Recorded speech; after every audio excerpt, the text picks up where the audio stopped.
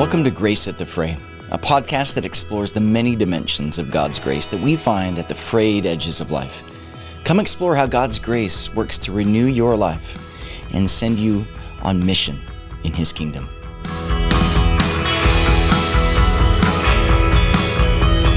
Hello, beloved. Welcome to Grace at the Fray. I used to live in a house that had frequent and prolonged power outages, and you don't realize the constant hum of the electricity going through the walls until you lose all power in the dead of winter and the hum goes away.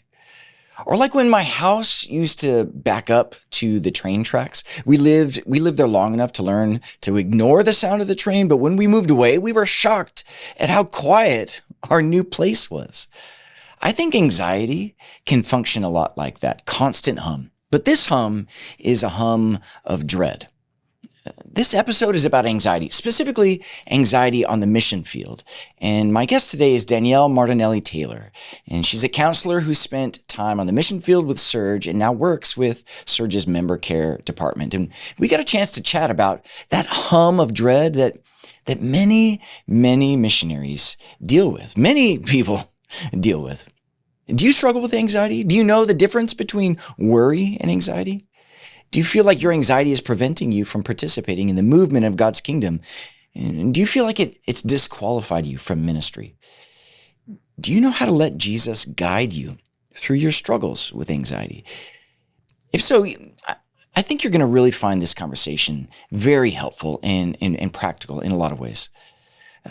But just real quick, in this episode, every time I say missionary care, what I mean to say is member care. Member care is our department that cares for our field workers. And we call it that because in a lot of countries, the term missionary has even more baggage than it might have here in the States.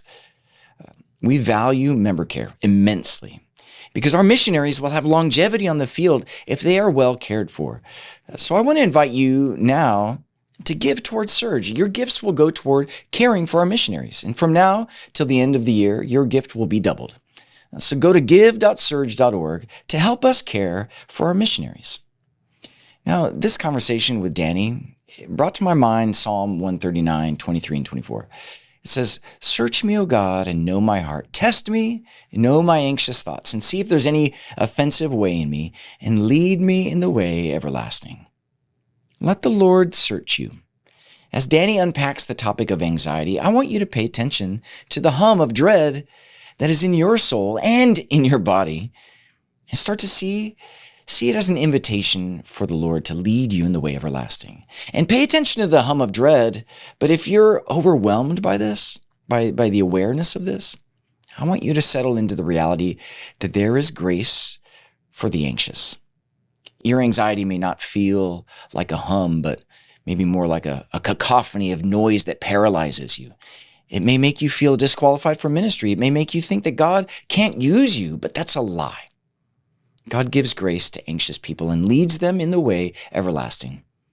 There may be a hum of dread, but God's grace is real and louder than the cacophony. The Lord is not waiting for you to get your stuff together before you can participate in His kingdom. It's in the struggle, not in spite of the struggle, that you find God's grace. Welcome to Grace at the Fray.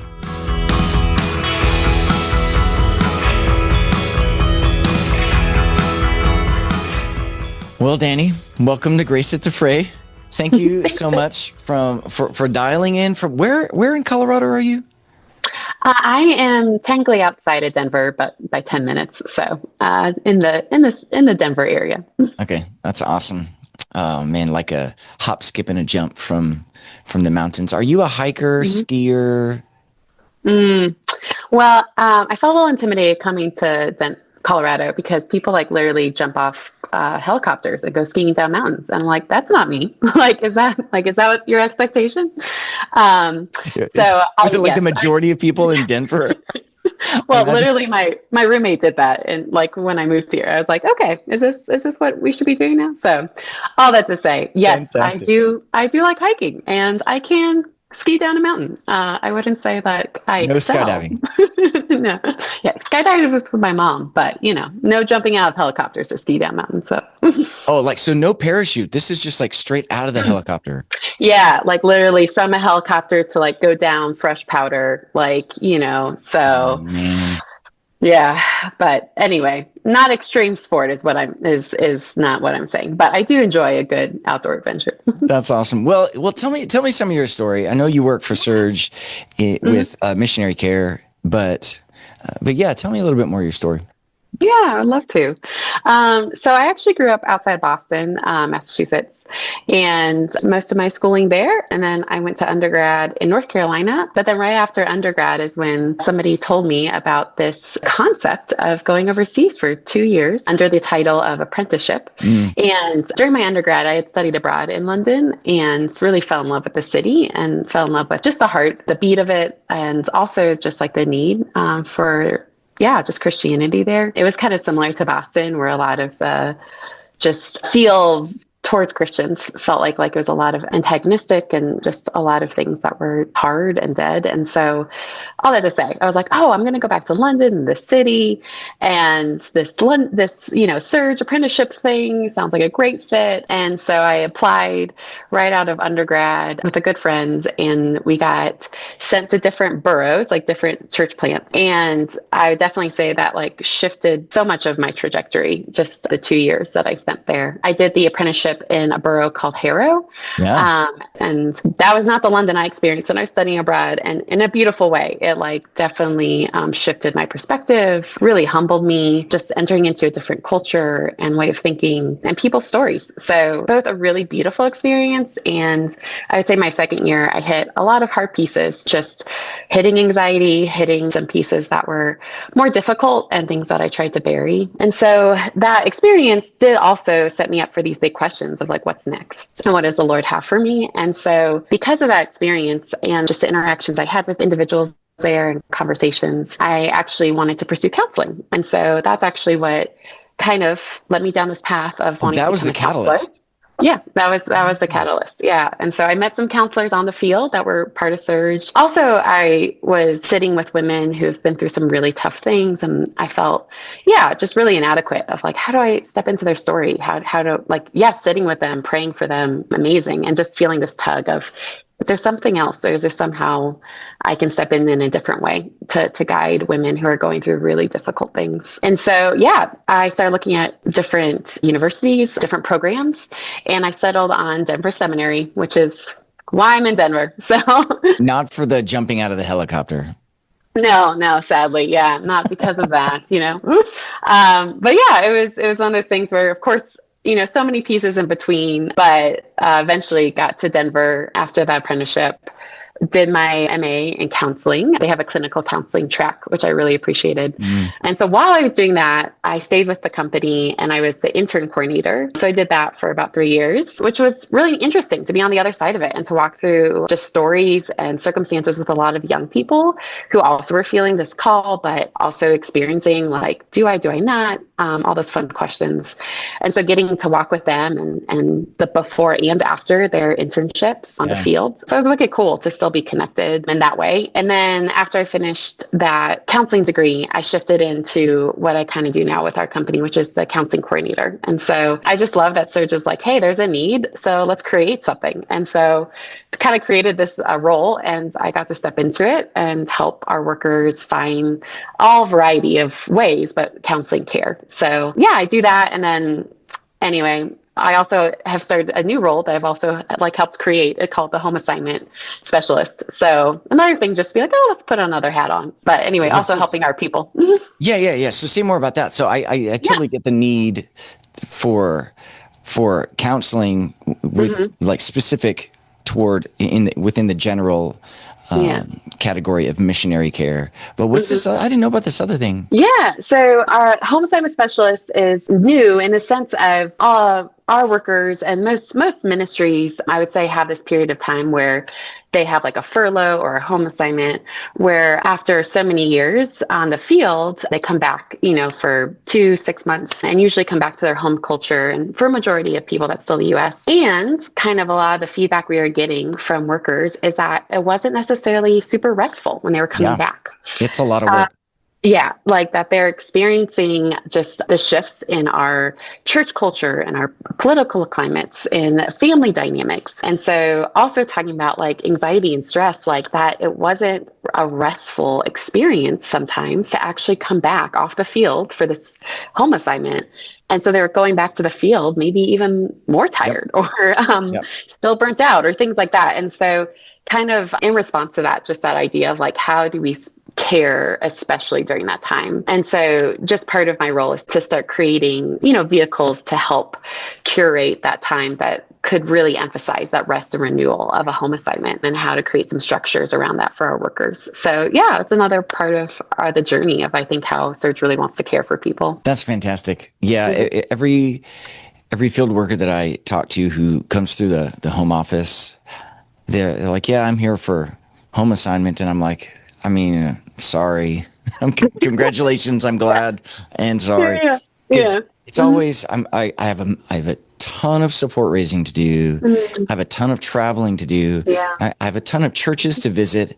I have my children to drag along with me, with us, and the idea of, but we're going to take 2 weeks vacation when we get back or something like that. Like, that's what everyone's looking forward to. And it is interesting. You think that it would be a really wonderful thing to just come home. And it is, but it's not just wonderful. There's a lot of other stuff there too. And so I love it. I love it that the missionary care team is like, hey, there's a need. We can fill that. Danny, you got this? And you're like, okay, I got this. Let's do this. Yeah, why not? Yeah, that's awesome. Yeah, no, I think that's what's a beautiful part of like the creativity of like, how do we, like, it's going to probably be rocky, and it's probably going to be learning as we go, but absolutely like, there's a need here. Can we shift something in that? So anyway, yeah. Right. Fantastic. Wait, did you say wicked cool? Oh, yes. It's going to come out a lot. You can take the girl out of Boston, but you can't take the Boston out of the girl. Yeah. I love it. I don't have an accent, just to be very clear. There's no accent, but the wicked has absolutely stayed. I love it. Well, I'm from Texas, so I say y'all more now than when I lived in Texas. Yeah. So yeah.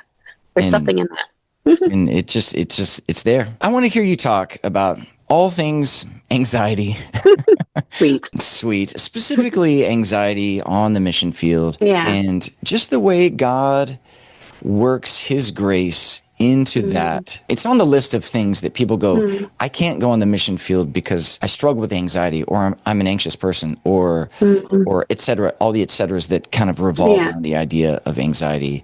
And you're a counselor. I want to hear you just unpack from anecdotal to clinical to everything in between, how you help our field workers navigate anxiety. So ready, set, go. Got it. Yeah. I think it's one of those words that has become more common and like been able to express more in terms of our dialogue and our vocabulary. And yet it has such a varied definition. And so from that side of I'm experiencing anxiety, and maybe what I mean is stress, transitional stress, like jumping into the field, especially the first time, is like so stressful. Like jumping out of a helicopter. Yeah, exactly. Let's go with this. That is a lot of stress. And some people, it doesn't last very long because they hit that, mountain, and they love the slopes. Off they go. Yeah, exactly. Off they go. But for the majority, I would say that it's really bumpy and you hit a tree. And so I think there's that tension of when does that stress, that transition, difficulties, feeling in a new place, new culture, new team. Like I think of even what you said about you being in Texas, and I'm from Massachusetts, and like having those two even, little cultures on a team. And then you add in so many other dynamics. And so I think there's like those pieces of yeah, we want to normalize that there is stress, that there is tension when you hit the field. And then what, though, starts to become that anxiety that doesn't leave, that doesn't feel like almost manageable. I knew I wasn't going to go too long before mentioning it, but the movie In and Out and In and Out 2, where it's like, hey, anxiety, it's natural. It's part of, the controllers on that control thing. I forget what that was called. But anyway, it's a natural part of how we are made. And it's actually a part of our brain that says, hey, I'm here to keep you safe. Like, I want to give you a little anxiety because you need to be aware of something. Right. And so there's that natural part of anxiety that is actually meant to help us get through difficult things because it makes us aware of it. But then what happens when it becomes maladaptive? And I think that's when people, especially field workers, like maybe it's a surprise that their anxiety has become from that, oh, this is hard transitional stress, this is hard dynamics, like this is like stress about a new job and a transition, to I cannot stop thinking about how good I'm doing or how bad I'm doing or that I'm not going to get this right, or like having conversations in your head over and over and over again that you just can't quiet, or your body is literally shaking, like that. Right. Your body feels like it's not calming down. And so that's the type of anxiety that when it's like, oh, this is more than a stressor, this is more than a signal, this has become something maladaptive. So what's the difference between being a worrisome person or worrying about something and anxiety? Yeah, I would say worry is able to subside in a reasonable time. Like, you're worried about something because it's happening, because it's about to happen, you're not sure of it, but it's able to ease in both your brain and your body. And it's something coming up that is somewhat in your control too. Like, hey, I felt worried about this talk today. I was like, am I going to say something really stupid? Or am I going to, say this that like, it's going to come off really weird? Like, I think there's a worry that's like a natural space of like, oh yeah, I'm a little stressed about this, but I have these, practices, like tools like that I can ease that voice, prayer, or like just breath, it really helps. I would say the difference when we're talking about this word anxiety, especially on like if we call it this clinical side of it, is it's often things that are actually outside of our control, that we can't stop trying to control, or trying to try to like think through, oh, if I just did this or that, or if I keep doing that. And that's what is so hard to let go of, because it's something that actually is maybe beyond even our ability to control it, but yet we can't let it go. And so that definitely, I think, takes a toll with field workers, because there's a lot of things that I think in a way that's really difficult on the field, and also like really humbling in the same way is, hey, like you're faced with like a whole different type of culture or work where there's a lot of things that will be out of your control. And like, yeah, the like common thing is like, how do you step into that? How do you learn about that? How do you trust God in that? Like all these, pieces, but also when you recognize like, oh, my body is not able to calm down, or I keep trying to control those things, or I'm going to these unhealthy coping tools to try to stop this shame or worry, anxiety in my body. Like that's when we are like, oh yeah, that's bigger than just a worry that might subside. How do you start to engage with folks? I don't know how many times you said it, but it seems like you're saying something about paying attention to your body, paying attention to your thoughts. So it's this being mindful of, oh man, I'm not able to sleep because I am arguing with that person that I disagree with, in all sorts of hypothetical conversations are going on in my mind, or I got the jitters, or my stomach hurts, or and that's just paying attention to what our body is doing. So how do you much less our thoughts. So how do you start to engage?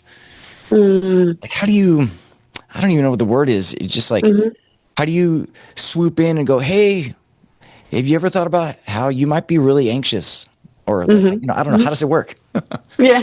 Well, I think that's part of even, our company wanting to normalize, like saying that you're struggling. Like, I think that idea of, okay, what does that mean to admit that, that I feel weak. Like, I feel like I can't just get over this on my own. I can't, just try harder. And I think that is part of that first like invitation of, oh yeah, something is happening in my body, in my brain, in my sleep, in my relationships. And I might need some extra support here. And I think that like almost like, and that's, even if we have shame around this too, like that's the first way to start cracking shame, is bringing it to like that space of the light, which can be really scary. Like, absolutely. And so, but I think that's why in some ways, like, we want to invite and normalize, like, hey, like, let's talk about that. Who you talk about it to, like a counselor, a spiritual director, a mentor, a pastor, like absolutely that can vary based on the type of anxiety. But I think that probably is the first invitation. What are the things that you try to convey to our field workers to continue to encourage that DNA of this is safe. You can talk about and admit your struggles. You can confess your weaknesses. It's okay. Like, so how do you continue to cultivate that? Yeah, it's a great question. I think part of that is, as even I'm under the umbrella of what we call member care. And I think we're even talking about that, is like, how do you invite vulnerability without this fear of like, I'll get in trouble or something like that. And I think that is I'm so grateful for those conversations to be having. And I think even like, quote unquote, like my role, like I start talking to workers literally when they apply and get accepted, like during that orientation after a worker has been accepted to Serge. We do something called like a crisis and care, like outline explanation, where we say, hey, guess what? You will experiencing these things on the field. Like, you're like there is no if, we try to start from the very beginning being like, you will experience anxiety. You will experience loneliness. You will experience probably like struggles with maybe porn, maybe like issues in your marriage, conflict on a team, like really trying to like be like, we know these things because like, we know people have shared these things, that this is their struggle. So I think that's one of the DNA structures we try to start with, is like kind of not if, but like you will, because we're sinners and broken. We're not surprised. Yeah, we're not surprised at all. And we also don't want you to feel like you have to just live with that either. And so like also the and of that is saying, and we want to step in as early as possible when you're noticing that, to be able to set up structure, support systems for you. So it's not like we're just saying like, yeah, you'll struggle with it. Like, good luck in the deep end. But like, no, like we want to give you some life preservers as well. Yeah. Yeah. The let's bear one another's burdens is what comes to my mind. And I had this image in my mind when you were talking about worry versus anxiety. Like, if I'm walking through the jungle and I'm worried about a tiger jumping out. Yeah. It's like, yeah, that's good. That's your body. And that's your body going, hey, this is a dangerous situation. But if you're in a safe place and you feel like a tiger is going to come jump out and get you, your body is going to have that same kind of reaction. And what if you find yourself in way more complicated scenarios, like cross-cultural ministry? What if you find yourself in those places, and you feel like just constantly everywhere you go, a tiger is going to jump out and get you? So that's what you're saying. That's what you mean by anxiety. Yeah. No, I think of that, like that persistent feeling of, either I'm in danger, like you're saying with the tiger, or the persistent kind of statements that are tend towards maybe that shame or that negativity. Like, I'm gonna disappoint, my team, myself, my family, my supporters. Like, and it's not just a thought, it's like a constant fear almost. Yeah. And so that space of like, what are those for example, like, what are those tigers? That is like, oh, they feel like they're always approaching. They always could jump out, and I can't get my brain to like quiet them. And absolutely, I think that piece of anxiety, which even with research has shown, like, there's not even a real why. Sometimes certain people have it more than others. Like, it is a combo of so many different things, like with genetics and brain chemistry and your culture and your biology, and of course your environment. And so I think even in that place of like, hey, this like, even why does someone have anxiety and why does somebody not, in the same exact scenario of, their field, it's not like a clear-cut answer either. Yeah. Yeah. And so that's why member care really is like, okay, these things are real. We want to be engaging with these things as diligently and faithfully with you. How does the gospel speak to the tiger that's not there, or the shame that's misplaced in order to, what is it? How do you engage folks with the gospel when they're in this place? Yeah. Well, I actually think about how kind of Jesus stepped into that with people, because it absolutely varies, his interaction with individuals. But I kind of think of that space of how he first usually met a person in their pain, and he saw them first before talking about the quote unquote maybe solution or the healing. And I also think of that space of like, it wasn't necessarily an answer like that he would give when people asked him questions, but it was like a pointing towards something greater, and just like a pointing towards like, the space of where is your heart, where is your mind really based. And I think that of course he interacts with people differently depending on where they're at, and him being able to see their heart and actually knowing it, which we as humans can't do that for others necessarily. But I think of that space of recognizing, hey, you will like face troubles, like you will have hardships, and that does not disqualify you. We were actually talking about this morning, even in one of my meetings, of the 1 Corinthians 1, of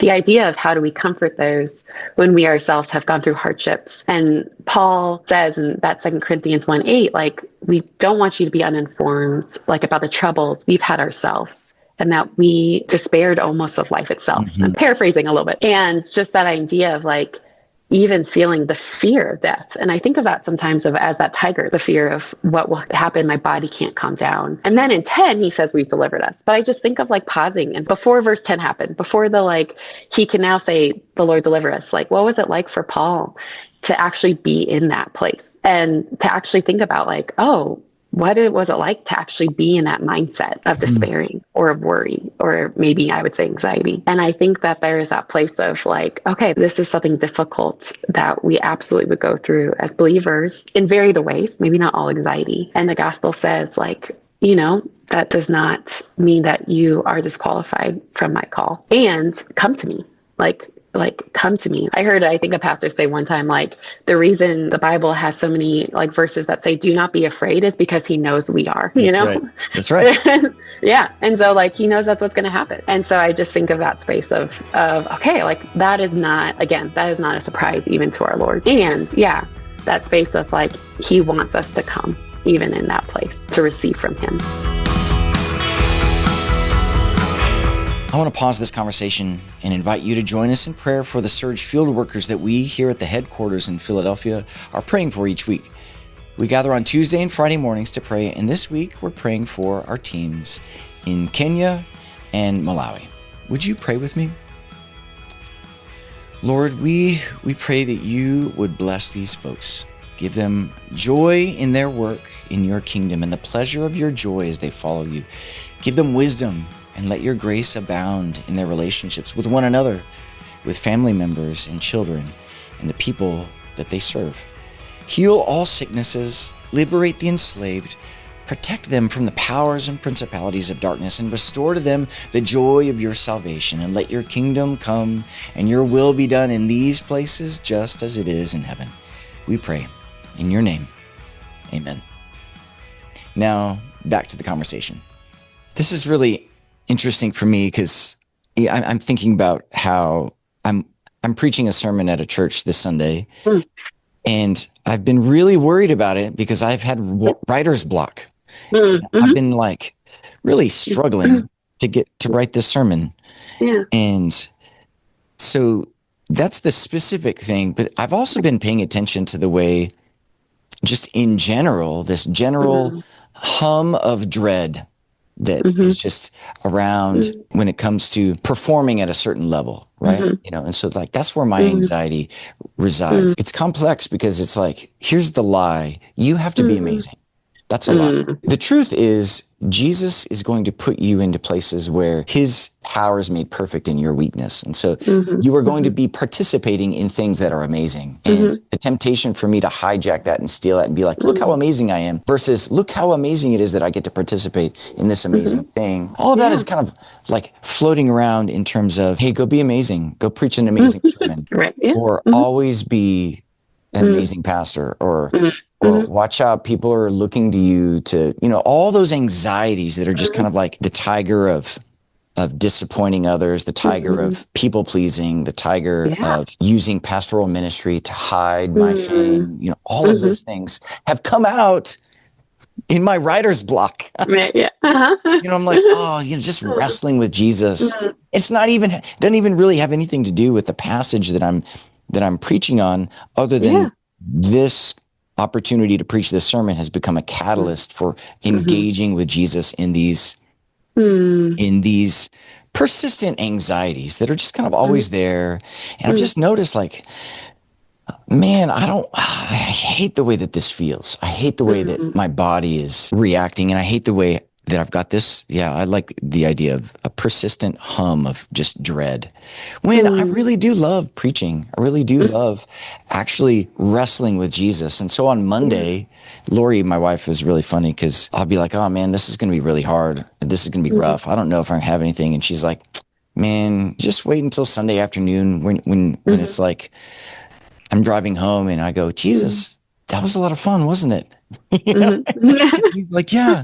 And she's like, you always forget before Sunday afternoon, you always forget that that's what Sunday afternoon is like, where you've just eventually given this to Jesus, and like whatever the Lord does. Anyway, so like that's how I'm wrestling with ministry anxiety, or anxiety in ministry. I don't know that there's a question there, but I am curious of, like, what's it look like for you as you've wrestled with anxiety in ministry, and how that's shaped the way that you think about it, and how you navigate even those moments where this persistent hum of dread that is just kind of there. Yeah, absolutely. No, I appreciate you sharing that, Jim, and recognizing that space of like how often the worry, the fear, the nagging that can come out, and being like, oh yeah, how is this almost defeating me from being able to step into this call that the Lord has? And that's really real. And I think what was wicked interesting that I was almost surprised by was like that I was going to experience that when I was a missionary. Like, I think I was raised by boomers, and I think there is a tension that anxiety wasn't really talked about in my household. And even in that, like, just recognizing, like, what is it? What do we do with it when we see it come? And I think because of that, I mean, so many other reasons, but noticing when I got to the field, I think I felt like a lot of pressure to like perform. And there is just this inherent feeling of like these missionaries. Like, I think I was even like support raising, and somebody was like, oh, the missionary should pray. Like, Danny, you should pray because you're the missionary. Like, you're more holy somehow. I was at a party. I was at a party the other day, and it was a bunch of Christians, and someone was like, all right, we're going to pray and to bless the food. And that person just kind of started praying. And my friend next to me, he goes, hey, look at that. They didn't ask you. How's that feel? Feels pretty good, huh? They didn't ask the pastor to do it. I know, exactly. Yeah. Like, oh yeah, I'm off the hook. I know. Yeah, it is like, so it's like, yeah, I'm not any, now, of course, it's easy to just be like, oh yeah, I'm not anything special. But I think that pressure definitely got to me mentally. And I definitely saw it like really crop up my second year on the field, when I was in this mindset of needing to like fill in gaps for certain people that were gone, and wanting to really like do well in terms of there was events and they need to be completed and they need to have things done. And then it became a incessant feeling of like, you need to perform, you need to get this right. You need to like show that like, this church, this event, goes well. And that even transformed personally into some disordered eating. And I think my anxiety manifested into, what can I control? And I was like, this is what I can control. And that was something that absolutely hid too. Like, I was like, didn't want to take time to deal with that. Like, don't have time for that, or bring that into the light. And so I think that there's even that piece of like recognizing, oh, this is an avenue that now I feel like I can control but it has come out in all maladaptive ways. Is it that this thing is a symptom of this deeper issue, and that's the trail? You follow that trail to get to these deeper things. So you can observe someone who has an eating disorder. You can observe someone who drinks too much. You can observe someone who's looking at pornography or any kind of like coping kind of has any kind of coping strategy. Yeah. You can observe that. And we want to go, hey, we need to get rid of that thing because it's observable. But you're like, no, actually there's something deeper going on. So how do you trace that from this thing that we can see down to the deeper issue?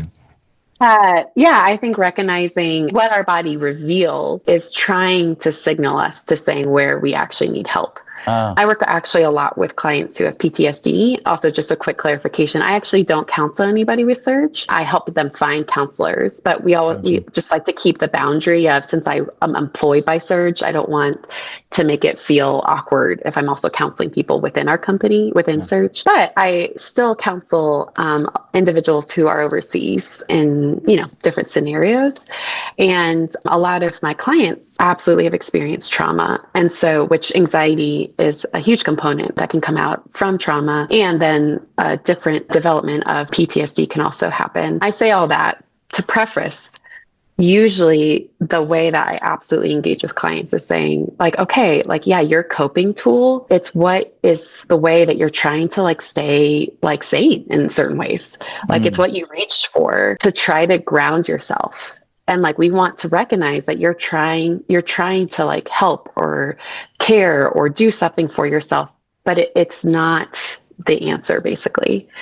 But as you said, like, let's look a little deeper. Like basically, where's the pain? And out of that pain, how are you trying to like put a Band-Aid on a gushing wound? And so I think that is a very deep, hard, takes time. It's not fixed instantly conversation. And sometimes, a lot of times that's, did that wound start in childhood? Did that pain start, because of school? I know that, because of my own counseling, that part of my overachieving that I experienced was actually because I have dyslexia. And in school I was made fun of because I couldn't read.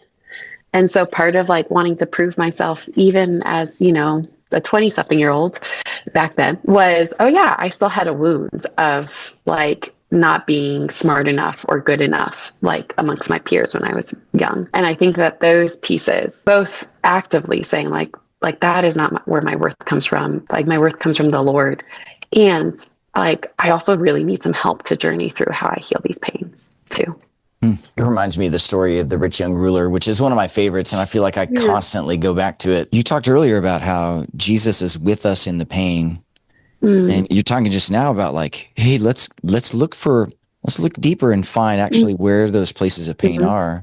And then we've got this rich young ruler who's got everything he wants, but he still he's got a bit of an anxiety issue about something. I'm missing something and something's not right. And I don't know what it is. Maybe I'll ask this dude, Jesus, what maybe I'm lacking, Hey, what do I need to do to have the life of the age to come? What do I need to do to have the abundant heavenly life now? I've followed all the rules. I've done everything I can. I feel like something's still lacking. And I love it. I can't remember if it's in Mark or in Luke where Jesus looks at him and loves him. Yeah. And that is just, that's what it is. Let's look at the pain and recognize that Jesus sees that and he loves you and he is with you in that. And he's not surprised by that. And, so like once you find yourself in that place, that's where it's like, hey, and we join with Jesus in not being surprised by it, and by faith a lot of times because I mean, a lot of times, honestly, it is surprising. And it's like, oh man, this is hard. And that's what doing ministry is. It's that being with people with Jesus and letting him not be surprised, and then him teaching us how to not be surprised, but to show compassion for these people and let the pain come to the light so that Jesus can start to heal it, I guess. I don't know. What's the next step after that once the pain comes to light? Yeah. Yeah. I think there is that space of who is a good fit to walk with you, because recognizing absolutely like some of these pains might be because of some deeper wounds of maybe abuse, like maybe some really, really awful things, maybe a tragic event. And so some of these like really serious places, like, okay, like there is actually really a lot of wisdom in saying, and then who could be a good fit to walk with you? And we absolutely have like wonderful team leaders and member care associates. And that's part of that. It's like, hey, you are not alone in that. Like we want to come alongside you.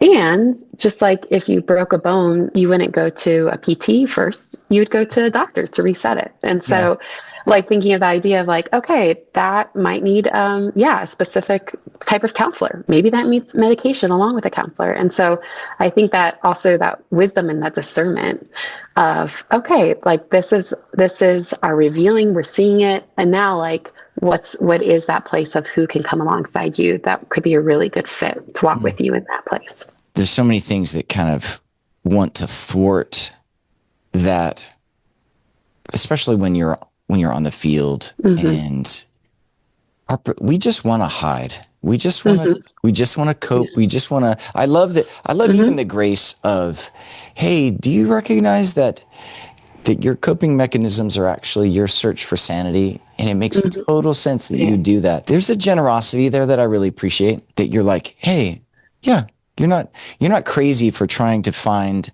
some sense of order and help in that, but you're not going to find it in that. Yeah. It's not serving you now. Yeah. That's really good. That's really helpful.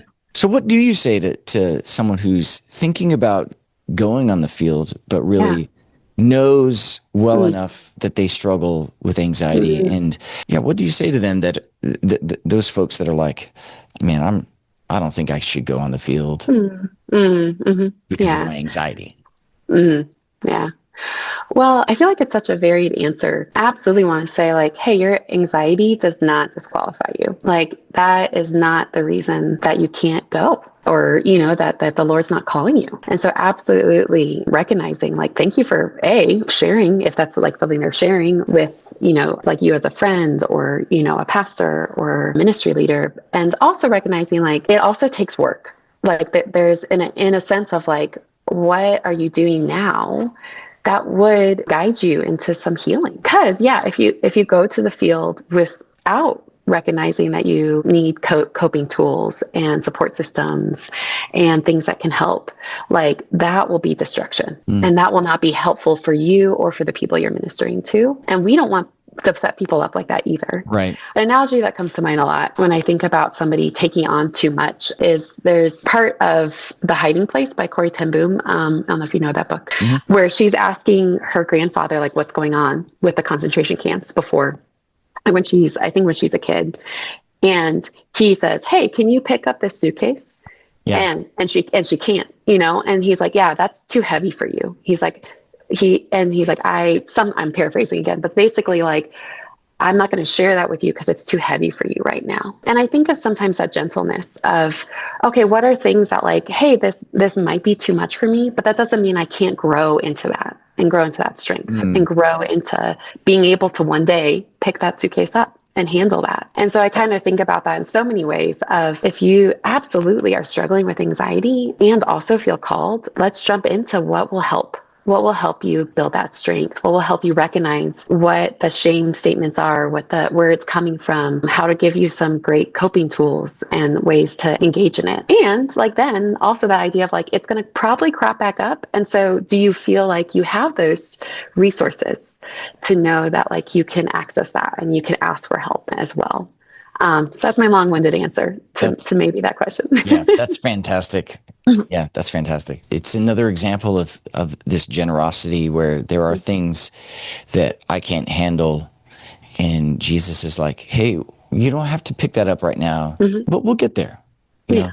And he sees the long journey I have ahead of me, so that I'm not a pastor who's deathly afraid of what people think of me, whether I preach a a riveting sermon or not, the call to faithfulness and the joy of being with him in the middle of it is, that's the invitation, the invitation to be amazing is, that's silly, but the invitation to fellowship with the one who is amazing and this thing that he's given me to do, that he's inviting me to be faithful in now. Yeah. It's like, all right, Lord, help me keep my eyes on you, like forehead to forehead. Let's help me to be locked in, because that's where the joy of my salvation is. In the midst of the craziness that is all around me and within me, Yeah, I think of just even when the disciples woke up Jesus in the boat during the storm, and their question wasn't, hey, can you quiet the storm? Like, can you help us? It was, do you care if we drown? Like, do you actually care about me? Like, do you actually see like my life? And I think that's just like an interesting reflection of, and yeah, he quiets it first. And then he does say like, where's your faith? Or something like that. And do you still have faith? And I just think of that space of still meeting them in that fear, of recognizing their fear, recognizing the storm, and like recognizing that space of, okay, like where's your heart? And I think we can ask him that. I think there's plenty of examples of that, like eye to eye, like, God, where are you? Like, what's going on? Why isn't this healed? Or why am I struggling with that? Or do you care about me? And I think the beauty of he invites us, we can ask those questions of our creator, which I think is incredible. Yeah. That's why do not be afraid is all over the Bible, because we are much afraid. Yes. We are people who are just always the hum of dread, just always going. Well, and I will say too that if somebody is struggling with something, so general anxiety disorder is the diagnosis. If it's been something that is more persistent, doesn't go away, it's over 6 months of like certain symptoms. So I definitely recommend if somebody's listening to this and recognizes like, oh, like I really need some extra support, like please reach out, because that is something like you don't have to walk through alone as well. There was a couple just resources I think of, because as we've talked about this space of recognizing like there is hope too, like in terms of, there are practices that have been shown to really help, those continual thoughts, those swirling thoughts. And I think on the counseling side, like they've shown a lot of support for using different cognitive tools. There's things called cognitive behavioral therapy, CBT work. And I really like one, again, totally just a personal thought, but like there's one that I think aligns a lot with the gospel, which is called REBT, which is rational emotional behavioral therapy. And it's because it's this idea is like you recognize that this activating event, whatever it is, leads to a reaction, like they call it ABC, like the activating event, the A, is going to cause you to maybe like react out of anxiety or fear or ruminating thoughts or worst case scenarios or all of these things, behavioral panic attacks, like there's pieces. And what it points out is it's not the activating event, but it's the irrational belief about yourself that event triggers. And that's that kind of B of this idea of like, and I think in terms of from a Christian lens, like, yeah, what's that shame statement? The like, I am not enough. I'm going to be a failure. I'm going to be, found out and never wanted again. And then the consequence is actually not from the event, but from that belief about self, like the reaction in the body or the way you react to others or isolating or things like that. And so it talks about like, then what's a defeating belief? Like what's the rational, what's the truth statement? And then if you like believing that, what's the effect from it? That was a wicked quick rundown. There's a lot more details in it, but just even that idea of noticing, like, I think in counseling, especially if you're recognizing like, hey, this isn't just a one-time fear. This is a worry because of something that's happening. Like this is a persistent, ongoing, can't sleep, panic attacks, like, constant ruminating thoughts. Like I need some support in that. And so absolutely recommending that space of like, hey, could a counselor step into that? And there's some great books out there too. I really like one called Try Softer. I love it. I think it's like, it's from a Christian therapist. Just even that name, I think it's like a good articulation of what we've been talking about. And then even within our own Serge family, there's a book called Running on Empty by Barbara Bancroft about burnout, especially for women in ministry. I could go on. But anyway, so I just even think of the idea of like, maybe it's not, depending on where you are, like, is it, starting to engage with a friend, starting to engage with a book, starting to engage with a devotional or a workout schedule. Like they're like just recognizing like, how do you start like just take that first step with like maybe something that you're recognizing in your body or mind. Oh, that's really good. Okay, so I'm preaching a sermon this Sunday, and I'm sitting down with writer's block, and I'm putting my computer, and I'm sitting there, and nothing happens. And so then I put my computer down, and I'm renovating my sunroom. So I'm doing some drywall, and so instead of writing a sermon, I'll do drywall, and like all these scattered thoughts, but it's all kind of just anxious, scattered thoughts. So so it's rational emotional behavior therapy. REBT. Yeah. REBT. All right. So how work some REBT into my sermon prep? Well, as you said, like I think there's that tension of the activating event is a sermon coming up, is the public speaking, feeling like this event that is happening in your life. And I guess for you, like what's that irrational belief? Like what's that fear? If I think you kind of said it, it's like they're all gonna see that I'm a fraud. It's the imposter syndrome. But if I do preach a good sermon, then I don't go back to neutral. I go to, this is where in sonship categories, it's, there's my sense of righteousness, And so knowing all of that is also part of the wrestling match, because it's like, well, I know that's not true, but it's still like, it's deep in there. Yeah. I think that's the lie that I'm believing. Yeah. And then hearing that consequence, quote unquote, from that belief is the writer's block, right? The like, I don't even know where to start in a way. And so part of that too is like acknowledging that, right? It's like, I'm thinking about myself. Like I'm really thinking about how others will see me. I'm like really like making this about me. And also like, I want to help people. Like that, or, I want to inspire people. Like there is a good motive in that space, right? A good desire, a heart desire. Yeah. And it's so always part both. of that it's like, like, okay, this is this part of me. And this is this part of like what I really hope to be. So the defeating, like what we call the D of that, the defeating belief from the irrational belief. So that connection, okay, what would defeat my irrational belief about this? What would defeat my irrational belief? Yeah, irrational. Yeah. Kind of the opposite, but sometimes it might not be the exact opposite. Well, part of it is this, if I wasn't thinking about myself, I really would be free to just think about how this passage is amazing and people need to hear it. So there's a couple of things, like the passage is amazing and people need to hear about it, but there's also, I don't need to be worried about what people think. I just need to be faithful. And if I was free to be faithful without the worry, I guess that would defeat the irrational thought. Is that it? Is there something else in there? What do you say? What do you think? Yeah. No, so like the idea of like, I could fail and like, I would still be loved. Okay. Like, I think like even that space of like, I could preach a bad sermon and the Lord's kingdom is still moving in me and these people. And you can absolutely add to that. Like, like help me with my unbelief, like that idea, right? Of, I want to step into, of course, your calling, Lord. I want to do this, like, but help me. Because right now I'm feeling really stuck. But like noticing that, like that first, that thought that says, this could be like, this could happen. Like I could preach a bad sermon, like, and what's the truth? Yeah. And so like noticing that acknowledgement with the truth and that kind of defeating of the I am shame. And so that's part of it. And so of course, this is still a work in progress as I'm hearing and noticing that might take a couple times, like of like, what is that truth? What do I want to live into? And, the kind of E of this, the effects of the defeating belief. So the truth statement is, does that allow me to just start writing one paragraph today and then go work on my sunroom and come back and write another?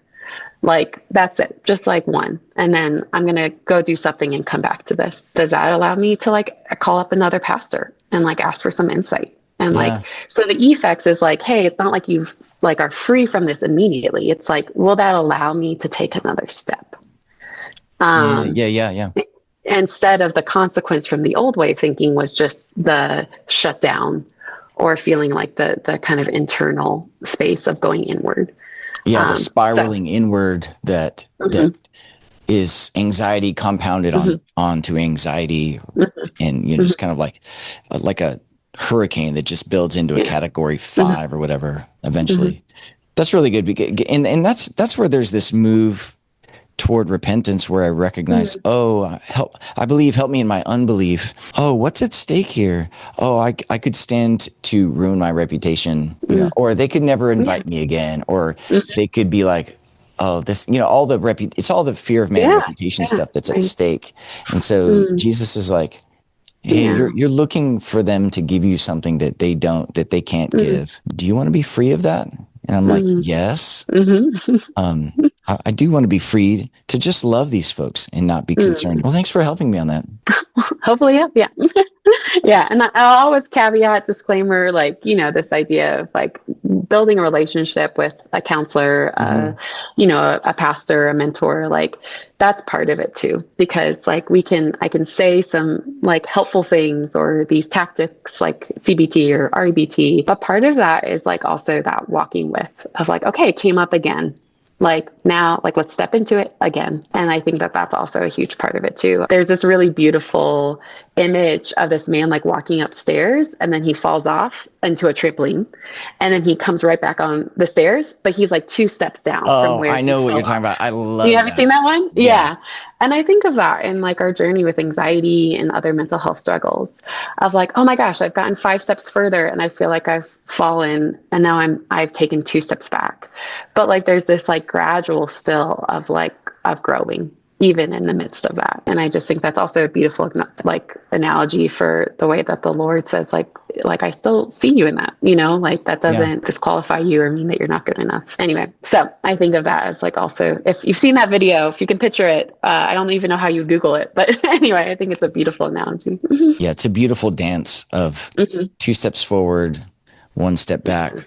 Sunday happens every week. Sermons are preached every week. The pressure of what that is a weekly pressure. The invitation to come back to Jesus and let him work his healing in my life is that weekly invitation, Well, this is fantastic. I really appreciate you helping to just kind of unpack the grace for people who have anxiety. It's like grace is sufficient for you. And we're not surprised, I love the generous posture of, hey, this isn't an if, this is a when. And we're here for you. We are with you in this.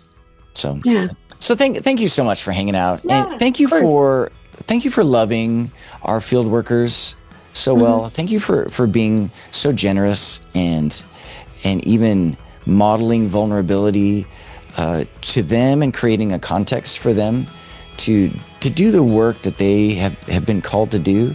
I don't know, y'all over at Member Care are awesome. So on behalf of the renewal team. No, but you're welcome.